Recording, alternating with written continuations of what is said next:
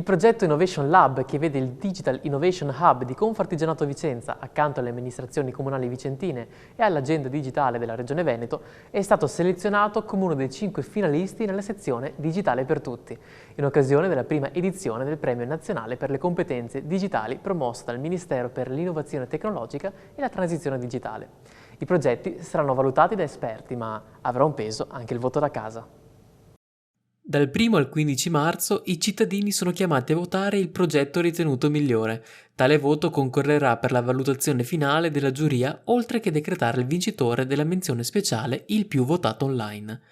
Nel complesso sono stati 120 progetti presentati dal terzo settore, imprese e pubbliche amministrazioni. A una giuria composta da 34 esperti spetterà quindi il compito di selezionare i più meritevoli tra i 5 selezionati per le categorie Digitale per tutti, Digitale contro il divario di genere, Digitale inclusivo e Digitale nell'educazione per le scuole. Gli esperti dei diversi progetti valuteranno l'innovatività delle proposte, la replicabilità in altri contesti, la capacità di fare rete, articolazione tematica, dimensione e impatto delle iniziative.